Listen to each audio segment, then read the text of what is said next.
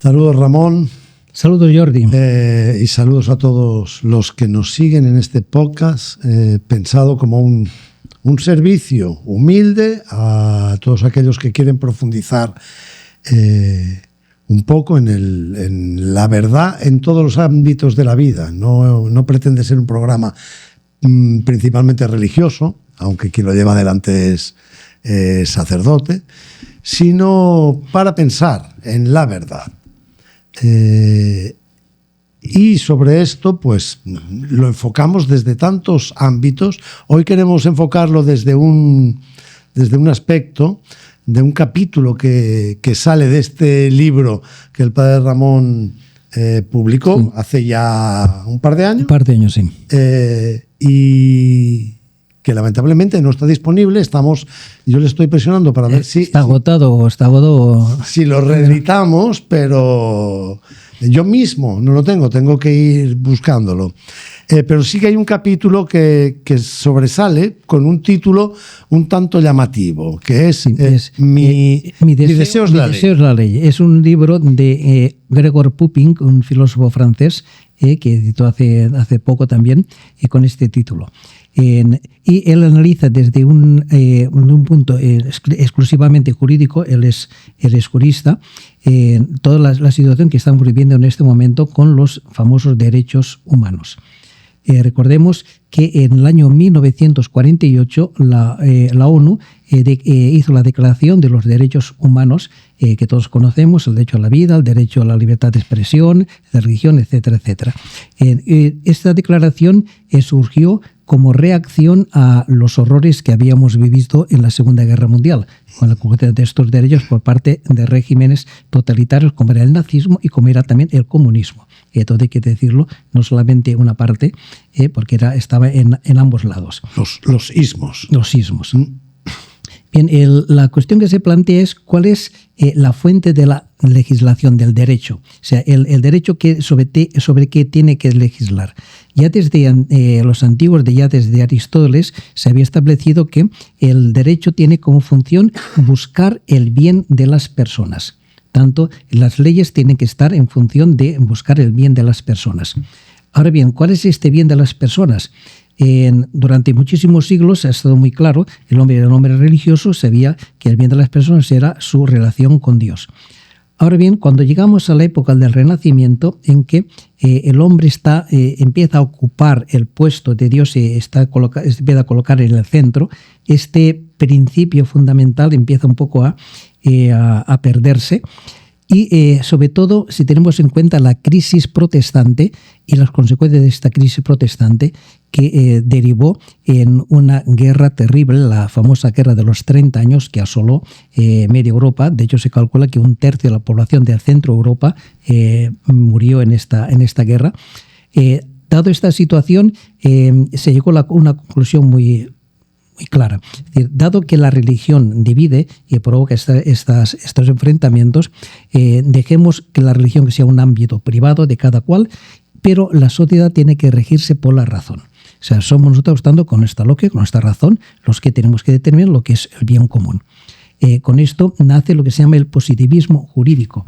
Es decir, una cuestión, volviendo atrás, el derecho, cuando hablamos de derecho, estaríamos buscando de alguna forma la respuesta al ¿qué debo hacer? Sí, ¿qué es lo que debo hacer para buscar mi bien, para el bien personal y de la sociedad? Exacto, el bien.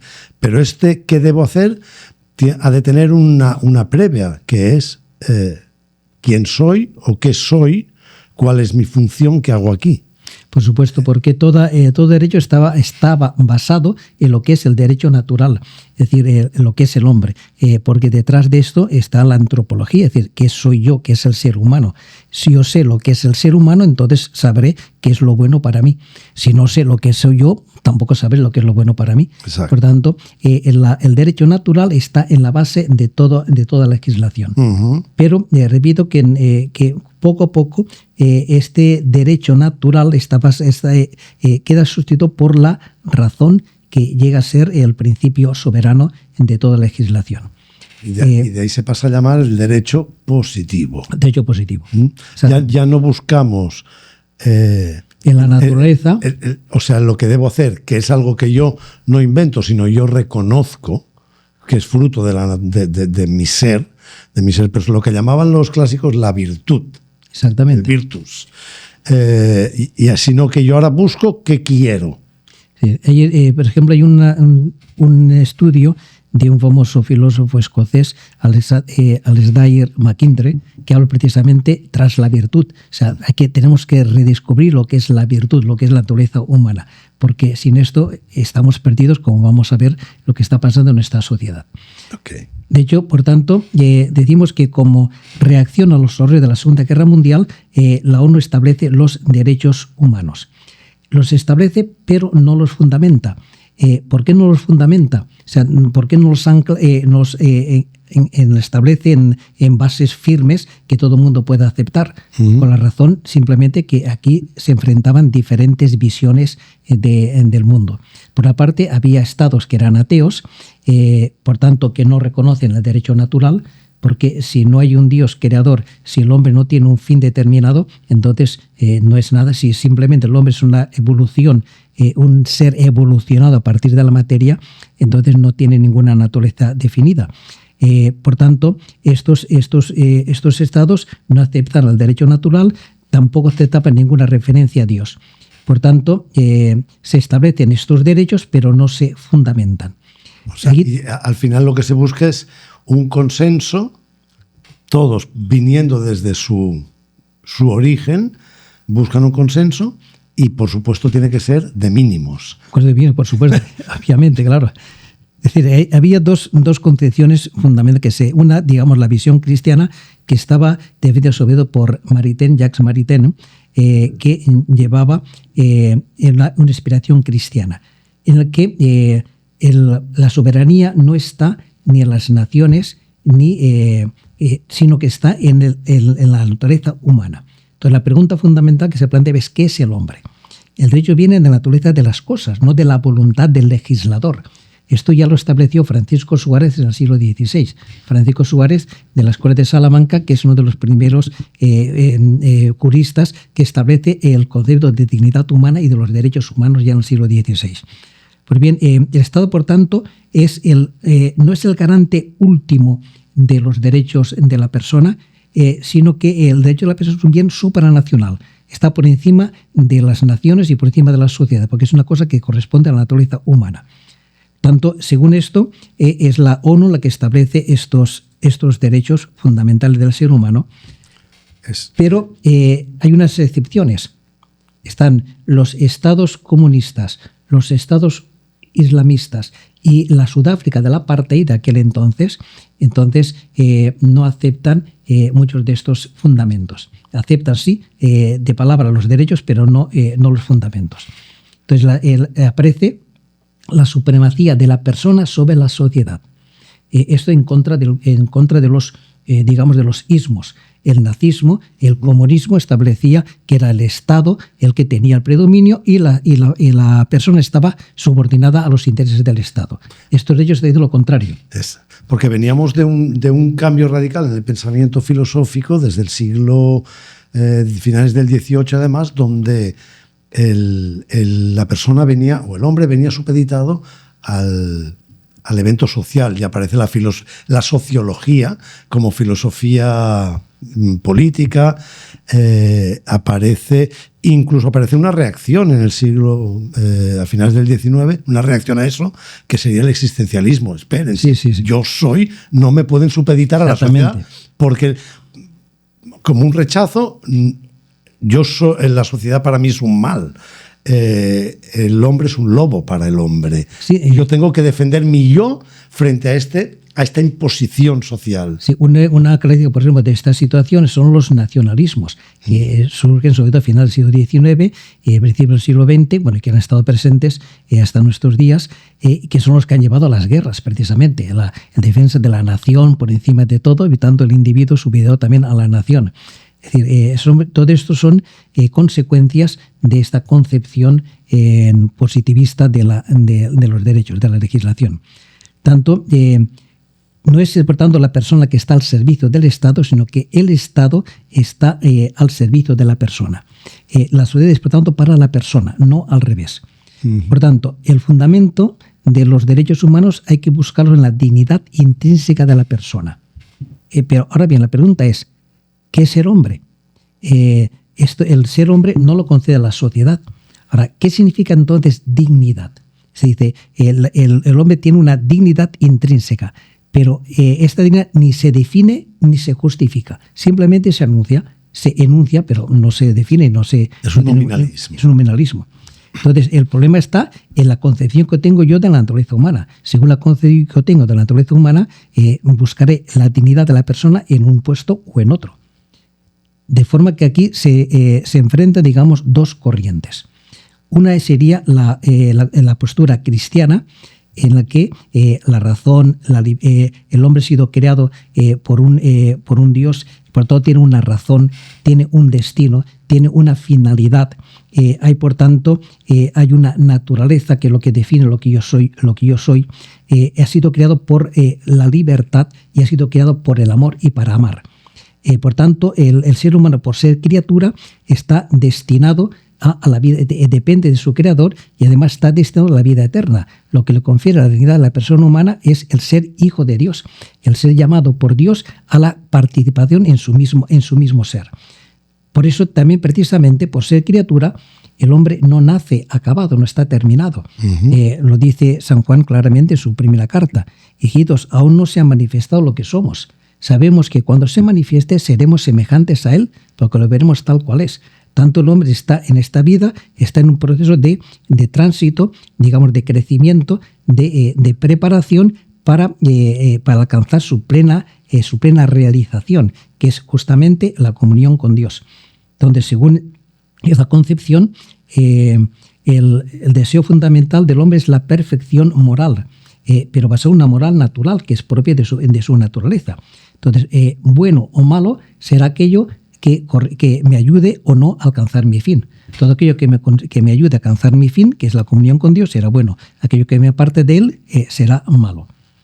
Por tanto, por otro lado, el cuerpo participa también de esta dignidad de la persona humana, porque el hombre es un espíritu encarnado y, por tanto, el cuerpo también participa de su destino. Por tanto, el cuerpo, lo hacemos por Jesucristo, está llamado también a la resurrección, a participar de la plena dignidad del ser humano. Esto sería, a grandes rasgos, no podemos entender mucho en esto, lo que sería la visión cristiana. Yo, sobre lo que decía antes, que es la sociedad para el hombre, yo pienso que al final hablaba de Jacques Maritain, pero todo el pensamiento personalista conjuga muy bien, que dice, no es solo la sociedad para el hombre, con lo bueno que tiene la sociedad para aportar al hombre, sino el hombre también, como ser social, tiene mucho que aportar. Y hay una comunión de bienes del uno para el otro, porque el hombre tiene una responsabilidad frente a la sociedad. También. Recordemos que por esas fechas Mounier escribe su propia obra, El personalismo, que se basa en esta concepción cristiana de lo que es la persona humana. Y es interesante que hay un documento en plenos años 60 que conjuga muy bien este concepto de la sociedad para el hombre y el hombre para la sociedad, que es la Gaudium et Spes del Concilio Vaticano II. Sí. Refleja muy bien esta comunión de dones de la sociedad para el hombre y del hombre para la sociedad. Bien, es por tanto una concepción, pero frente a esta concepción se plantea otra concepción, que es una especie de darwinismo social. Que entonces el hombre simplemente es una persona evolucionada de la materia. Es decir, todo es materia, no existe el espíritu, todo es materia, y esta materia va evolucionando, y la evolución máxima, la máxima perfección de la materia es el hombre, que está dotado de espíritu. Pero un espíritu que no tiene nada que ver con lo que nosotros entendemos por espíritu, sino es su intelecto, su forma, su libertad, su voluntad, su forma de tomar decisiones. Por tanto, uno está realizado en la medida en que su espíritu, si su voluntad está en plenas facultades. Por tanto, de forma que el espíritu, que es la máxima evolución de la materia, predomina sobre la misma materia, sobre el propio cuerpo. Esto nos lleva a una concepción gnóstica. El gnosticismo es una concepción herética que es muy antigua, que establece que es mi conocimiento, mi pensamiento, el que determina el que yo puedo, decir. ¿Qué es lo que yo tengo que hacer yo para ser feliz? Eso lo determina mi yo, mi conciencia, mi pensamiento. Soy yo el que el que me salvo, digamos así, a través de mi conocimiento, de mis razonamientos. Entonces, esto, repito, es una especie de darwinismo social en que el espíritu es la culminación de la materia. Por tanto, es el espíritu el que domina sobre el cuerpo, es la voluntad la que domina sobre la materia. Si esto lo unimos al ateísmo, es decir, que si no hay Dios, entonces el hombre no es. ¿Qué es el hombre? Yo no sé lo que soy, simplemente soy la evolución de una materia ciega que no sé de dónde viene, ni a dónde va, ni cuál es mi finalidad. Entonces, yo no tengo absolutamente nada donde asirme. No sé quién soy yo ni para qué soy. De forma que soy yo el que me tengo que realizar a mí mismo como a mí me parezca. Eso lo expresa muy bien la filosofía existencialista, sobre todo la filosofía de Sartre, en que mira que el hombre está aquí sin arrimo. Es decir, yo no puedo aconsejarte porque eres tú el que tienes que decidirte por tu cuenta y, por tanto, nadie puede decidir por ti. Tú estás condenado a ser libre, estás condenado a tomar elecciones y, por tanto, a equivocarte o no equivocarte. Pero no puedes basarte en ninguna, en algo firme, algo seguro, en la que yo puedo decir, bueno, esto está bien o que esto está mal, ¿no? Depende únicamente de mi voluntad. Entonces, la dignidad de la persona, según esa concepción, depende de su grado de espiritualización. Eso me parece una cosa contradictoria, que estamos hablando de un mundo materialista, sin embargo, el espíritu es el que prevalece sobre la materia, el que domina sobre la materia. Por tanto, según esto, cuando más facultades tenga una persona, más dignidad tiene. Cuando menos facultades tenga una persona, va perdiendo su dignidad, tiene menos dignidad. Por tanto... Esto es una concepción utilitarista. Utilitarista, exactamente. Entonces, aquí podemos entender perfectamente qué es lo que ha pasado en estos días. Un niño no nacido todavía no tiene sus facultades en plenitud, por tanto no tiene dignidad personal. Una persona enferma o anciana que está perdiendo sus facultades está perdiendo su dignidad, por tanto es menos digna que otras personas. Por tanto, podemos entender lo que está pasando en nuestros días, que podemos decir que a esta persona se les puede dar la eutanasia o se puede abortar. Todo esto que estamos viendo ahora proviene de esta concepción. Digamos así. Un enfermo, aunque sea en edad de 40 años, ¿sí?, que tiene sus facultades limitadas, no es útil. No es útil. No produce, digamos. No produce, por tanto no es digno, claro. Por tanto no es digno de vivir. Y aparece el concepto terrible de calidad de vida, de que solamente aquellas personas que tienen una calidad perfecta de vida, que tienen una autonomía, están en sus plenas facultades físicas y mentales, tiene dignidad.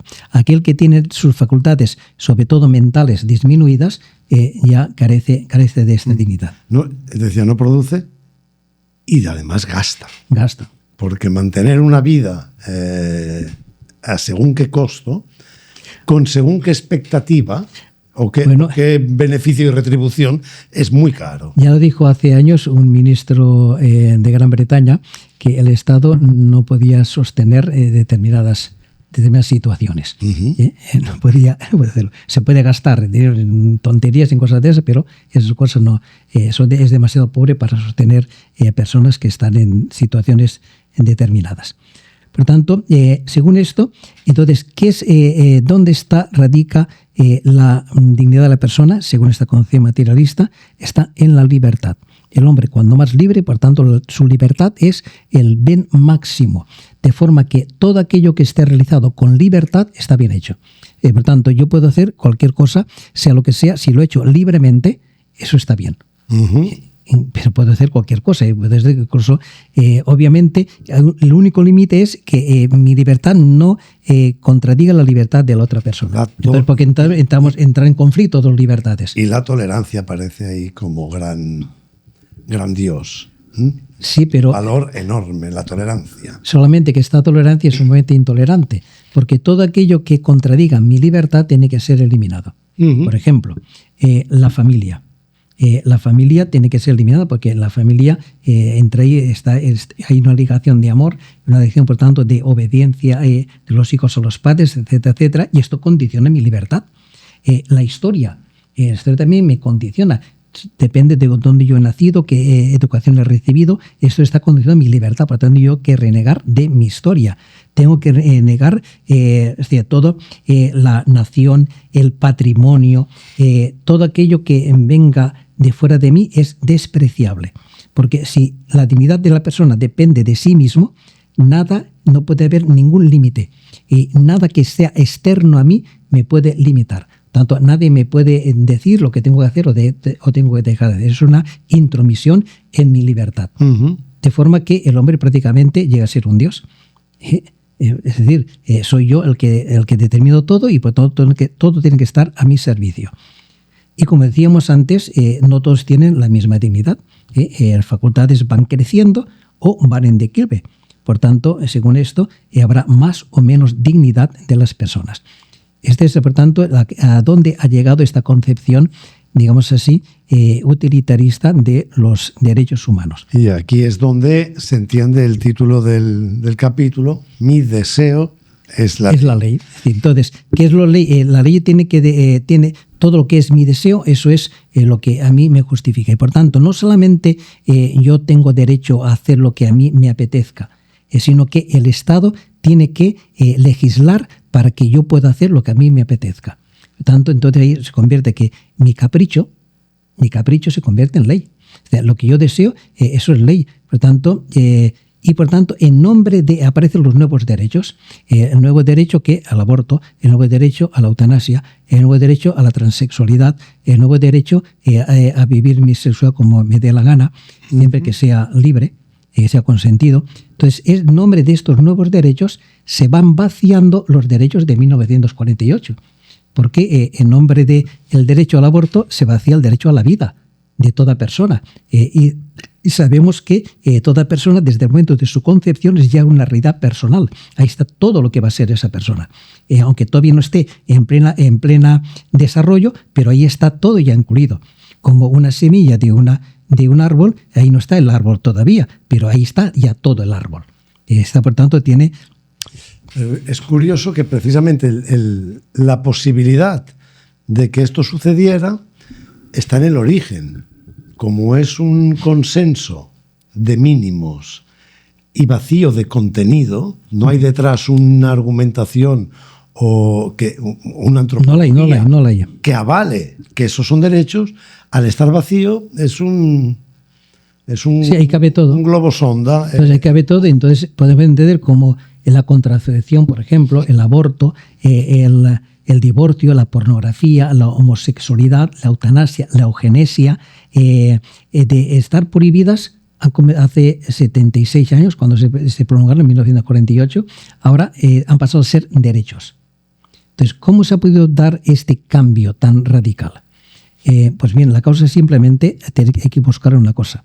Es la apostasía y el rechazo de Dios creador. Nuestra sociedad ha rechazado a Dios, está apostatando de la fe y por tanto se está convirtiendo en una sociedad eminentemente atea o al menos viviendo al margen de Dios. Y por tanto, aparece también la rebelión de la libertad contra la autoridad paterna de Dios. En definitiva, lo que está pasando es la culminación de lo que es el pecado original, el seréis como dioses, que dice la serpiente a Eva. Si coméis del árbol de la ciencia del bien y del mal, si tú decides lo que está bien, lo que está mal, lo dices por tu cuenta, lo que a ti te apetece, entonces tú eres como Dios, porque entonces tú eres el que determinas el bien y el mal para ti o para los demás. Por tanto, todas estos derechos no buscan la inclusión. Lo que buscan es el poder de unos hombres sobre otros hombres, el poder de una madre sobre su hijo no nacido, o el poder de la sociedad o de un médico o lo que determina sobre una persona enferma, o etcétera. Es decir, entonces aparece esta situación de buscar de dominio del hombre sobre el hombre. Porque un feto no es humano, Un viejo enfermo ha perdido su humanidad. Por lo tanto, para eso es necesario destruir todo. Es decir, la cultura, hay que destruir la religión, hay que destruir la moral, hay que destruir la familia, hay que destruir la naturaleza. Porque cada uno se pertenece a sí mismo. Por tanto, mi conciencia es el origen de todo, de mi dignidad. Tanto, yo tengo que rechazar todo lo que venga desde fuera a mí mismo. Tanto, la familia, entonces, ¿por qué se rige? Únicamente se rige por el afecto, por el sentimentalismo. Y entonces creo que vemos que une a las personas, lo une el sentimiento. Y cuando este sentimiento desaparece, por 1000 razones, entonces ya no tiene sentido ya no tiene sentido el matrimonio y por tanto viene el divorcio. Y es lo que estamos viendo, por ejemplo, cuando escuchamos gente famosa y está fulano de tal con su actual pareja sentimental. Lo que une a estas dos personas, pero no son matrimonios, son parejas. Y lo que son es el sentimiento. Y es el sentimiento actual. Porque esta persona antes de ayer tenía otro sentimiento y por tanto estaba unida a otra persona. Ahora, como ese sentimiento de esa persona ha cambiado, ahora está unida a otra persona. Y esto durará lo que dure el sentimiento. Y por tanto, allí la familia queda salta en pedazos, no tiene ninguna razón de ser. Por tanto, estos deseos no están sujetos a la lógica o a la razón, en absoluto. Están sujetos simplemente a mis deseos, a mis caprichos, podríamos decir. De forma que en este momento el capricho de cada persona es lo que se convierte en ley. Ahora bien, estos principios se contradicen a sí mismos. Pongamos un ejemplo muy concreto. Si una persona heterosexual se declara homosexual, como se dice, sale del armario, todo el mundo lo aplaude y todo el mundo le favorece. Ahora bien, si una persona con tendencia homosexual quiere recibir una terapia para pasar a heterosexual, queda prohibido. Estas terapias de reinserción quedan prohibidas. Y esto legislativamente está hecho así. Quedan terminantemente prohibidas las terapias de reinserción de homosexualidad a heterosexualidad, aun cuando la persona lo pida, aunque lo quiera. Entonces, ¿dónde está el principio de libertad de autodeterminación? ¿Funciona para una parte y no funciona para otra parte? Tanto estamos diciendo que aquí no hay lógica ni razón. Aquí hay una imposición ideológica, imposición de una determinada visión de la vida que quiere implantarse e imponerse.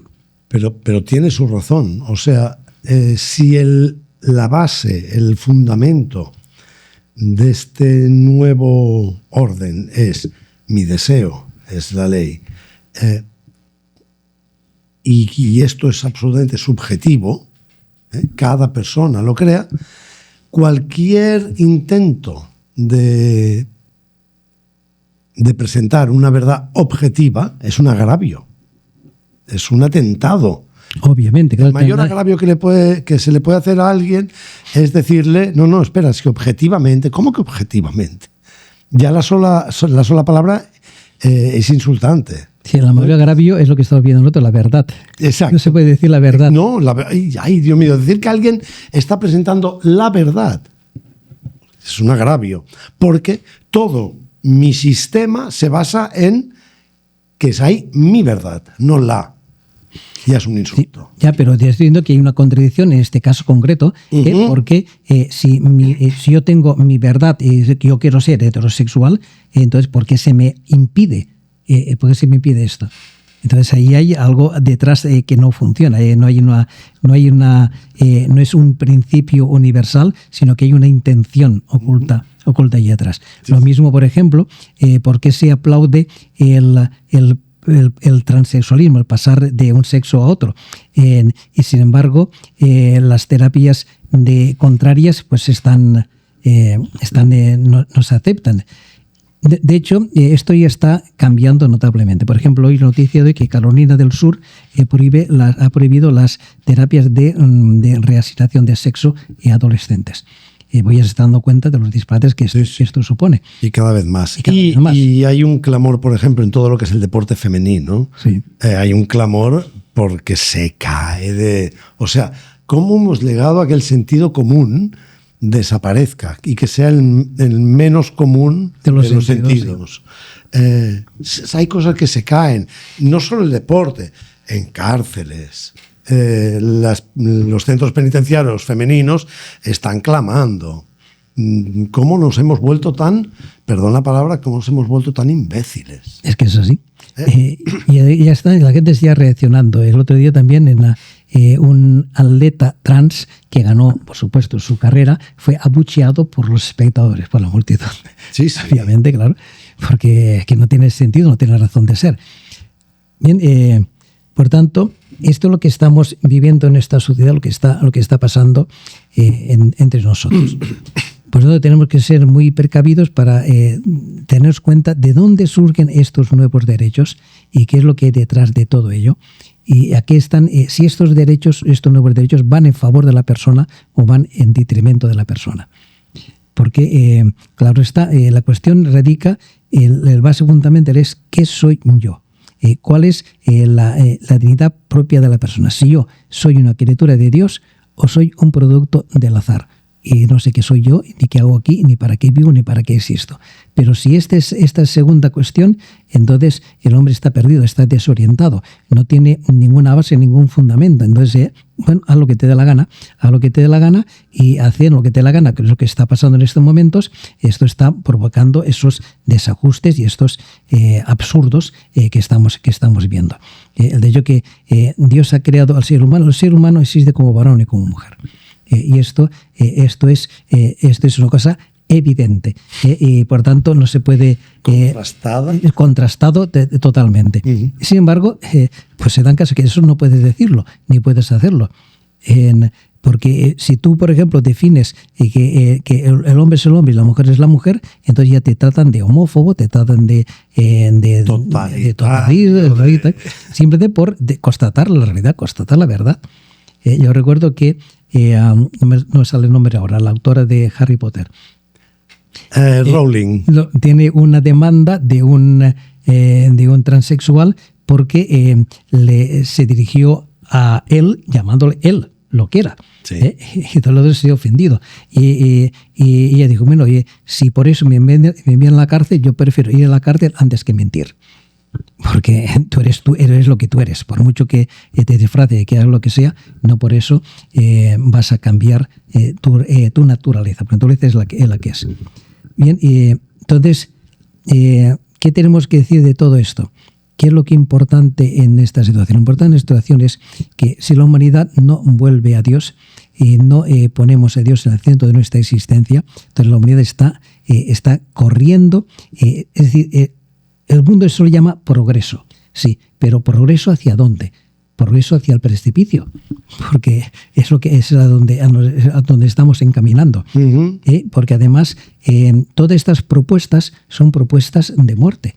Aborto, eutanasia, divorcio, cambio de sexo, todo esto, ¿a dónde nos lleva? La muerte yo creo que no tiene nada que ver con el progresismo.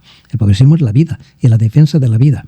Y por tanto, por ejemplo, hablando mismo de eso del principio de la libertad, ¿por qué, por ejemplo, se prohíbe rezar delante de clínicas abortivas? ¿Por qué se prohíbe asesorar a la mujer que va a abortar diciendo, mira, esto es lo que tú llevas para que tengas un conocimiento adecuado de lo que vas a hacer? Y por tanto, tú libremente puedes decir, esto se prohíbe. No se permite, o sea, no se le informa a la mujer la realidad de lo que va a hacer. Por tanto, ese principio de libertad, de que yo hago lo que me dé la gana, eso es falso. Es falso porque se está encaminado en una única dirección y se prohíbe completamente en la otra dirección. Porque si hay libertad, y además esto contradice los derechos fundamentales, la libertad de expresión. O sea, si estamos viviendo una democracia, la democracia significa que respeta todas las opiniones y por tanto yo puedo hablar tranquilamente de mi opinión. Puede estar acertado o equivocado. Si estoy equivocado, dígame en qué me he equivocado. Pero no se me puede prohibir el poder expresar mis opiniones y mis ideas. Por tanto, lo que estamos viviendo es un estado totalitario. Y el hecho de que a estas personas que van en contracorriente se les llame, e incluso se les quiere llamar que están descentradas o que están, incluso se les llama locas, porque la inclusión en centros psiquiátricos de los disidentes, esto es propio de los totalitarismos. Eso es lo que hacían los nazis, esto es lo que hacían los comunistas en Rusia, lo hacían, y lo que está pasando en este momento. Eso es lo que proponía el neomalthusianismo de principios del siglo XX, con Margaret Sanger y en la eugenesia y en la reclusión de lo que llamaba los imbéciles benignos en centros de reprogramación. Sí, pero no son los enfermos mentales, sino es que ahora las personas que no comulgan con estas ideas se les está dando poco menos que tienen que ir a un psiquiátrico. Están enfermos, sí. Están enfermos, ¿no? Porque no es posible que no comulguen con lo que todo el mundo está de acuerdo, con lo que todo el mundo piensa, con lo que todo el mundo defiende.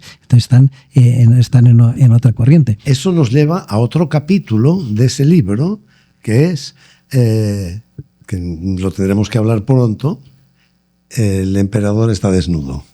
Sí. Esa es la consecuencia que se tira de esto que estamos hablando. Hemos cumplido con nuestro tiempo. Nada, esperamos que les parezca interesante. Pueden comentar. Continuamos esperando con sus comentarios. Y que manden a suscribirse más personas, que lo publiquen y lo compartan.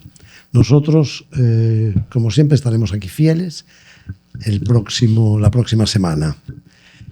Mientras tanto, tengan muy feliz día y muy feliz semana. Gracias, Ramón.